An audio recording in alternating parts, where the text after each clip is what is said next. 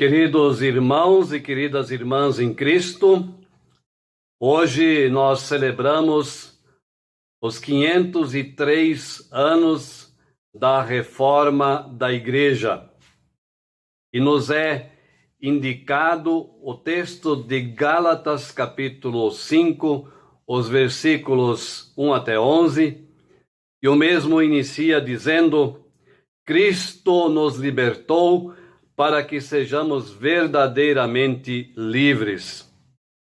A palavra-chave do texto é liberdade.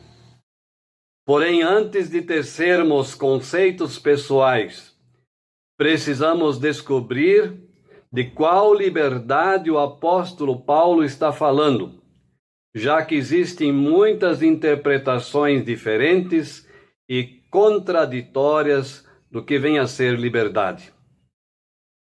Existe o desejo individual inato, que faz com que a pessoa queira se ver livre de qualquer tipo de autoridade, julgo, condução ou interferência. É o caso típico de adolescentes em relação aos seus pais, de pessoas em relação às autoridades, em relação a regras e convenções sociais. Quando existe uma placa dizendo não pise na grama, aí mesmo é que as pessoas pisam para mostrar que ninguém manda nelas. As pessoas querem decidir sozinhas sobre o que querem e podem fazer, e por isso arriscam repetir erros e transgressões por causa de atitudes egoístas e antissociais, que são confundidas com liberdade. Para muitas pessoas, ser livre é ser como um passarinho, que pode voar aonde e quando quer, sem precisar dar satisfação para ninguém. Podemos chamar isso de liberdade individualista. Mas de longe ela ainda não é a liberdade cristã da qual fala o texto bíblico.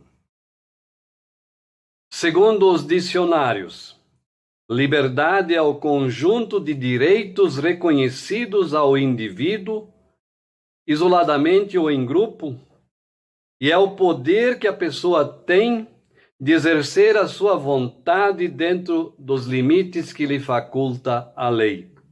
Ou seja, eu sou livre para fazer o que eu quero, desde que isso não prejudique a convivência com outras pessoas, provoque escândalo ou ameace a vida do próximo.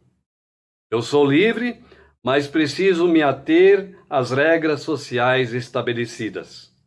Eu preciso respeitar a vida, a propriedade legitimamente adquirida e, por exemplo, não posso sair por aí nu, sem causar escândalo ou constrangimento. É como afirma o apóstolo Paulo em 1 Coríntios 6,12. Posso fazer qualquer coisa, mas nem tudo é bom. Liberdade é a palavra de ordem de quem se sente escravizado, oprimido e explorado. É a bandeira das revoluções. Veja a Revolução Francesa, a Inconfidência Mineira. A liberdade é o grito por direitos e oportunidades iguais para todas as pessoas. A liberdade é um direito inviolável.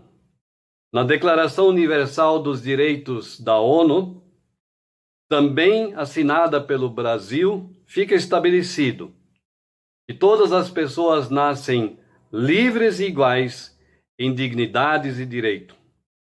E a Constituição brasileira também se propõe a construir uma sociedade livre, justa e solidária. No entanto, ao falar de liberdade cristã, o apóstolo Paulo vai além disso. Ele escreveu a carta por volta do ano 55, para uma comunidade na Galácia, região central da Ásia Menor, na atual Turquia. A maioria dos membros da comunidade não era proveniente do judaísmo.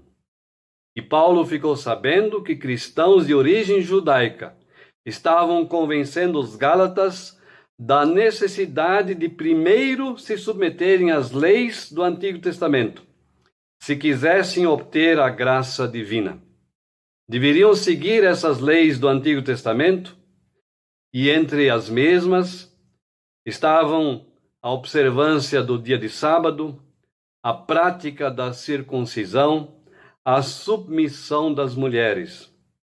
Paulo afirma que o que Jesus Cristo fez pelas pessoas na cruz é suficiente para aproximá-las do amor de Deus.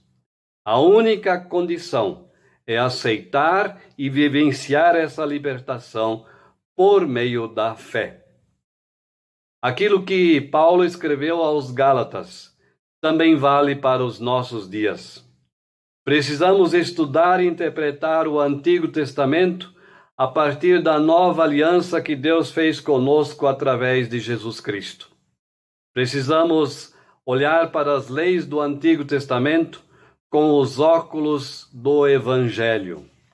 Então descobriremos que Jesus deu total importância aos 10 mandamentos, que são leis divinas, éticas, universais, e submeteu as demais regras ao grande mandamento do amor a Deus e do amor ao próximo.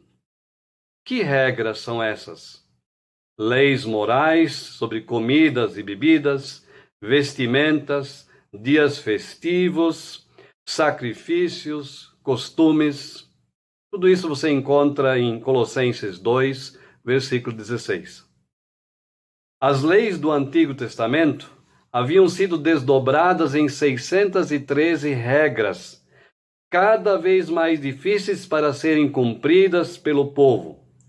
Tornou-se uma decisão difícil, por exemplo, socorrer uma pessoa doente ou machucada em dia de sábado.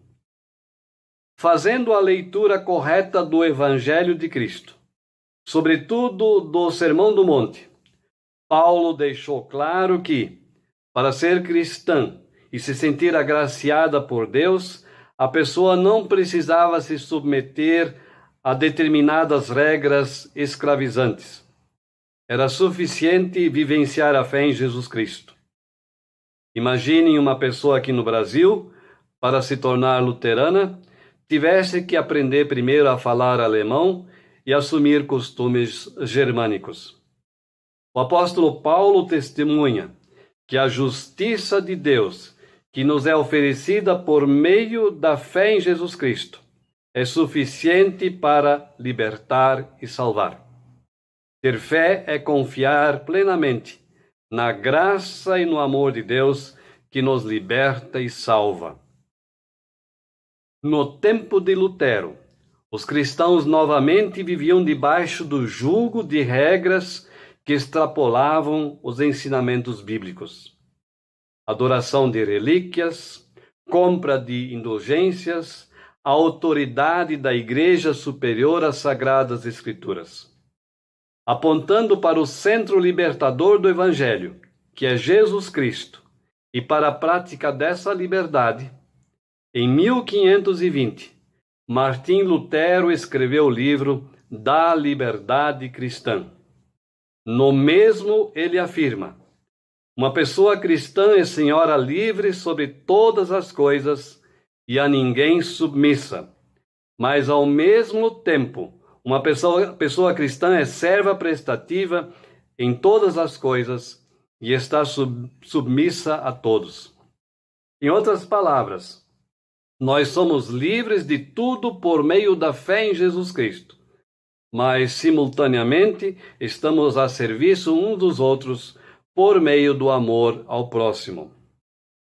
Por um lado, somos totalmente livres através do grande presente que recebemos por meio do sacrifício de Cristo na cruz.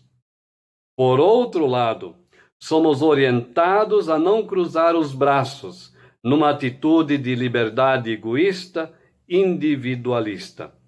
Somos libertados e enviados para usar essa nossa liberdade investindo-a no amor ao próximo. Em 1 João capítulo 4, versículo 19, está escrito: nós amamos porque Deus nos amou primeiro. E é exatamente isso que nos aproxima do versículo 6 de Gálatas capítulo 5. A fé se torna ativa por meio do amor. E Martim Lutero concluiu em seu livro: uma pessoa cristã não vive para si mesma, mas para Cristo e para o próximo. Para Cristo por meio da fé e para o próximo por meio do amor. Portanto, a liberdade cristã é relacional e nos compromete.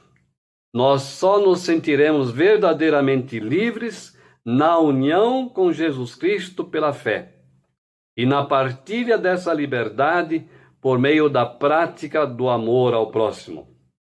A liberdade cristã existe porque, por amor a nós, Deus quebra todas as correntes pecaminosas que nos escravizam. No entanto, ela é uma liberdade que compromete. Em Romanos capítulo 6, 18, o apóstolo Paulo escreve: vocês foram libertados do pecado e agora estão inteiramente a serviço de Deus para fazer o que é direito.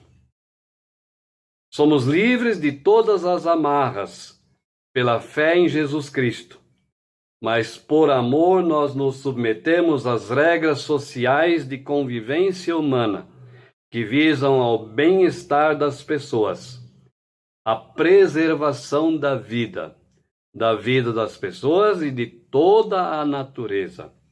E o fazemos por amor e gratidão. Na condição de comunidade cristã luterana, vivenciamos os propósitos da reforma, ao aceitarmos o chamado de não permanecermos indiferentes ou trancados no egoísmo de uma falsa liberdade, mas de crermos firmemente que somos libertados por meio de Jesus Cristo. Nisto nós nos ancoramos. E como resultado disso, vivenciamos uma fé ativa no amor. Somos livres para amar e servir. Eu concluo com mais uma palavra de Martim Lutero. Eu devo ser para o próximo aquilo que Cristo é para mim e oferecer-lhe tudo o que é necessário, útil e abençoado. Assim como eu tenho plenitude das coisas pela fé em Cristo. Da fé jorra o amor a Deus, e do amor jorra uma vida marcada pela liberdade, pela boa vontade e pela alegria em servir ao próximo. Cristo abençoe cada um e cada uma de vocês. Amém.